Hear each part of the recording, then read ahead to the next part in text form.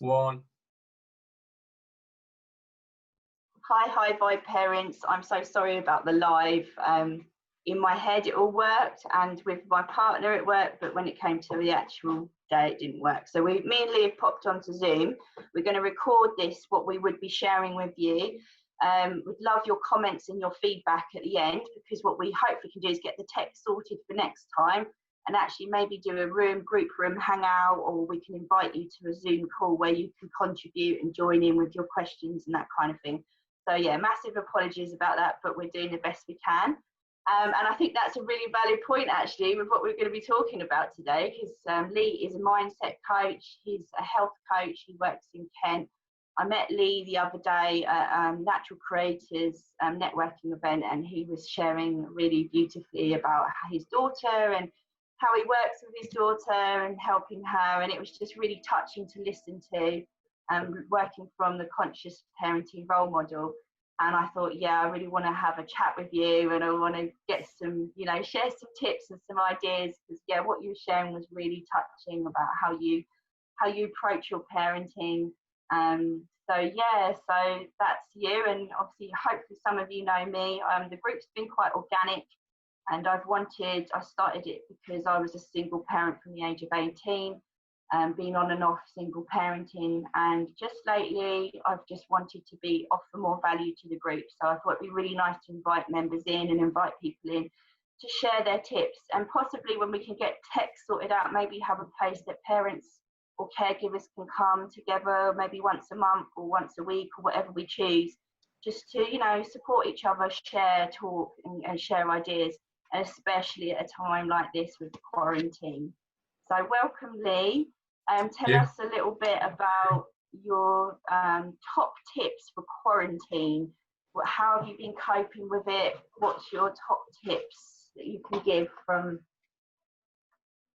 I think from your holistic perspective? I think it all starts with the top tips. It starts with the self, and taking care of the self is the big thing here, and getting the mindset right. And to get the mindset right, this takes action, and it's being prepared. So for instance, is deciding if you're going to watch that sort of Netflix movie at the end of the evening, or you're going to go to bed and get some sleep. And these are the decisions that make a massive difference. The amount of sleep you have, it all determines on your stress levels, how you handle maybe the children. If you're slightly tired, you're not going to handle stresses or just normal stresses as you normally would. So putting things in place, being prepared, I think is a key thing. For getting enough sleep in the morning is a really big thing. And then setting your day up. I mean, that's setting your day up from the night before. So you're making a conscious decision to say, right, I want something different. So I'm going to put this in place. I'm going to go to bed that hour early. And getting a good night's sleep is getting the tech off, turning the computer off at least a couple of hours before you go to bed. Because that allows the body to catch up, the circadian rhythms to catch up, and you sort of dim the lights down a little bit, and the body starts to slow down, and then you're preparing yourself for the next transition, which is bedtime. And then that gives you a deeper sleep, which helps the whole system.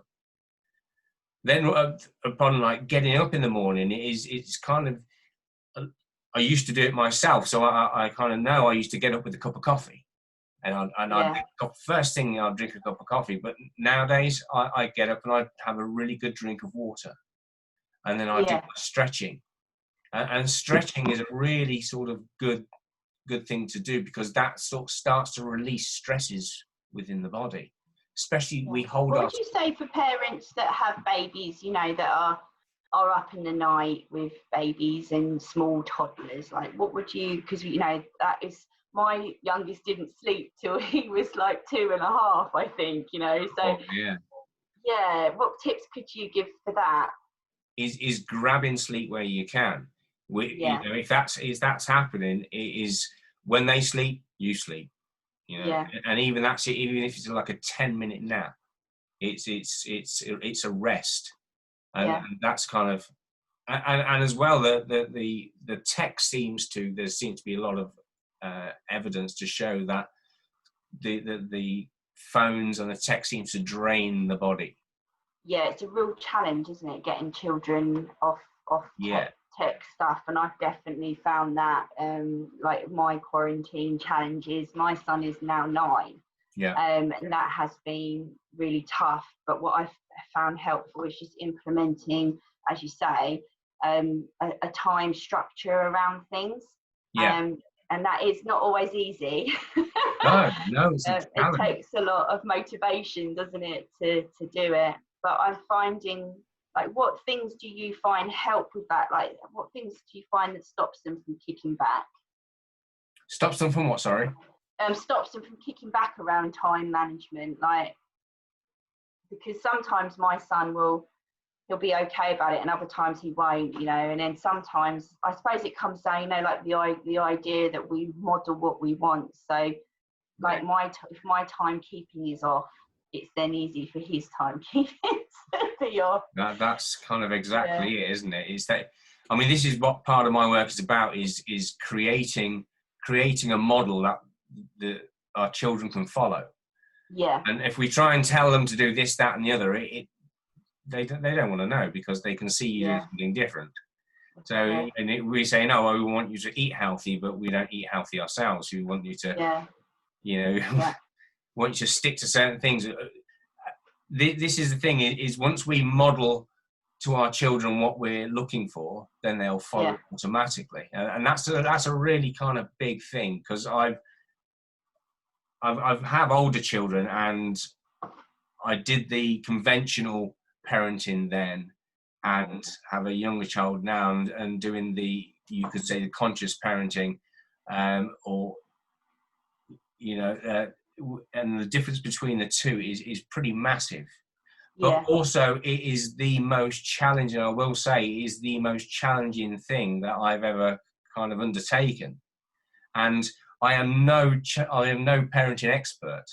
yeah. You know, this is a kind Me of neither. work in progress, and I'm not going to set myself up there as a parent, because I certainly Yeah, am not. You know, no, I'm a coach, a health coach, indeed, but the conscious parenting is a work in progress, and I think it's always a work in progress. And you yeah, do the best you can, and not beat yourself up for the failures. I think it's a absolutely. really important thing. Yeah. You know, be I think kind to that is a top tip, isn't it? Not beating yourself up for failures. Can come into self-care, you know, like thinking of all ages and children. So when my son was little, I kept reminding myself, when I was having only the sort of 3-4 hours sleep at a time, it is temporary. This time is precious. yeah, I won't get this time back.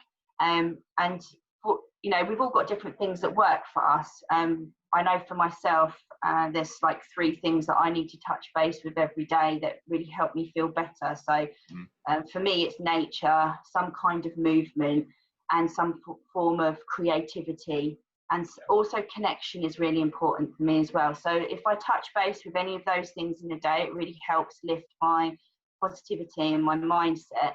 Um, and I think when he was really little and I wasn't getting much sleep, I'd just try and touch base with some of those things that still filled me up. So get out for a walk if I can, or sitting in the garden.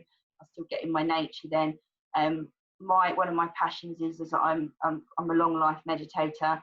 So when he was breastfeeding, I would meditate. I couldn't sleep, but I'd meditate. mm, Not all the time, you know, some of the time. Um, so some of the things that you individually, you know, every parent here or caregiver here has got different things that are important to them that they need to touch base with.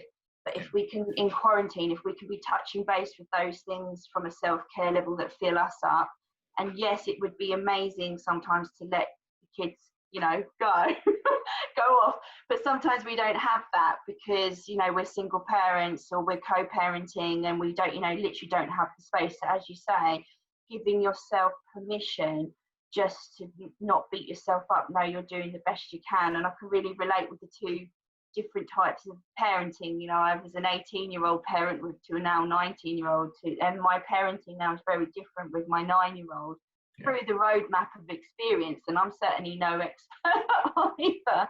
But the main thing is we want to be better, right? We want to learn, we want to grow, we want to keep evolving. And I think a parenting journey, or a journey caregiving with children, you know, whatever role that is a journey of evolution, isn't it? Yeah. And I think the role of conscious parenting starts with the parent. And the realization that is if you can look after yourself first, then you're in a better place to be able to look after the child. You know, emotionally, you know, in a better emotional place. You know, you can deal with the stresses, and if challenges come up, you're in a better place to be able to sort them out and deal with them. And that's a big thing. From a health coaching perspective, because you work with the body, you work with nutrition, you work with health, mindset, probably lots of other things that I haven't mentioned. What would you say is a really good tip for maybe for parents or caregivers to take care of their health right now in quarantine? I would say do as much meditation as you can. No, I would. I mean, I'm a Gemini. I'm probably the least person to do any meditation. It took me a long time to get into it. But once I did, things really changed for me.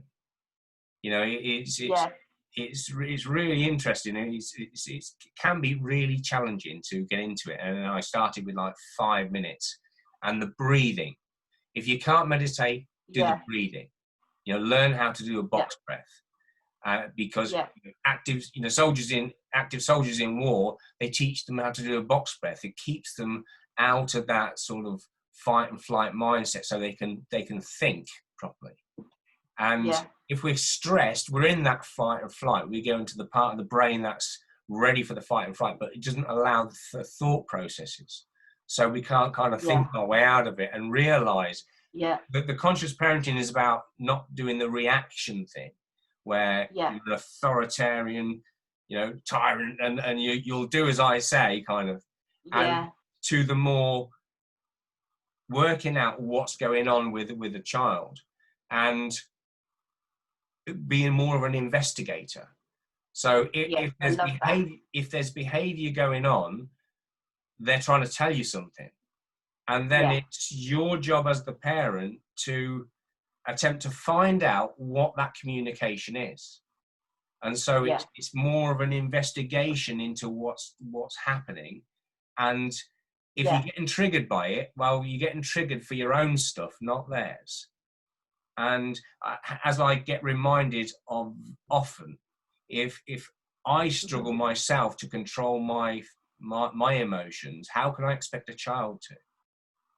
You know, and that's all they're doing, is that they're trying to get control of their emotions and expressing it how they need to express it at the time, because it needs to be released. It's in there, and that's what that is just an expression of what needs to come out, and the realization of that. And it sounds great, but in real, it's a lot harder in real life. in real terms. I do with my son that helps with the facilitating of emotions is we do a game where we copy each other, and he lets out an emotion, and then we say, how does that look in a movement? So we do a movement, and then we say, how does that feel in a sound? And we do a sound, and I copy his sound and he copies my sound. And I've also learned over the years as well to get a lot more creatively vocal. So rather than shouting at them, going in the garden and stomping and saying, look, I'm feeling really angry. It's not, you know, I'm going to go out and just scream in the garden. And that teaches them that it's actually okay to be angry and to scream. But, you know, take responsibility for yourself, because that's what we want our children to grow up with: authenticity, responsibility, integrity, and model that by expressing ourselves. Because, as you say, all those little things add up, don't they? And that then we get the explosion, and we can go on that cycle of, the little things building up, and then the guilt and the shame, and And that all the guilt and shame then like can add to behaviours perhaps we don't want, like, oh, go on then, have another hour on the computer, you know, because we've got our own emotions going on. Yeah, so yeah, having a place to sort of work through with someone, let go of emotions, have a good friend that you can call, you know. And I think parenting groups are amazing as well if they bring connection. I've also been in parenting groups where I felt incredibly alone. I don't know if you've had that experience, you know, because it's more competitive rather than connection based. So find the ones that connect. Yeah. Have you got any other tips before we close up? Because I know that we're going over time a little bit. Yeah, I mean, we can talk lots. One of the biggest tips I would say is get a listening partner. And, you know, you mentioned the connection and someone to talk to. Well, so having someone to talk to on a regular basis, I think, and that you can offload on. And so someone's going to sit there and listen to you for like 5-10 minutes without judgment, without sort of trying to give you advice or anything else, just to listen to your bleh. And it is a really important thing because it's releasing it out the body. You know, it's getting rid of that and de-stressing you at the same time. So that's, I would say, is a really massive thing to have in your arsenal. Definitely.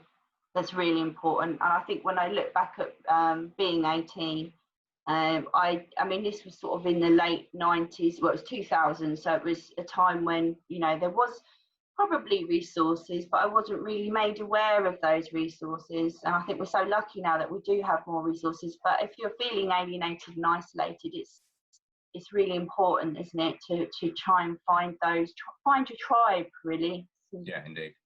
Yeah. All right, Lee, is there anything else you want to share before we, I'd like to share, do you want to share your website? Okay, my website is holistichealthcoach.uk. So if you want to go over there and have a little read, you know, a bit more about what I do, it's kind of there. And that's it. I mean, we could go on for a long time. I mean, I'm sure there's more than one Zoom call, and I think next time maybe we can set up a Zoom call that people can join in.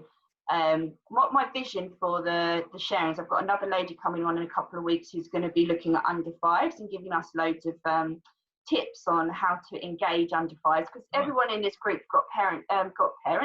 Maybe we have so many children. We've all got children from such varied ages, you know. It's nice to have something for everyone. And also I want to get people in to talk about step parenting, you know, blended families, because family life is just such a rainbow array, isn't it? And I want something for everyone. And then maybe what will happen in the future, a few months down the line, is we'll do a 4-hour Zoom call, and I'll get the speakers in, and we'll do parents can join in, and we'll have a paid for kind of jam-packed session, which really gives parents tools.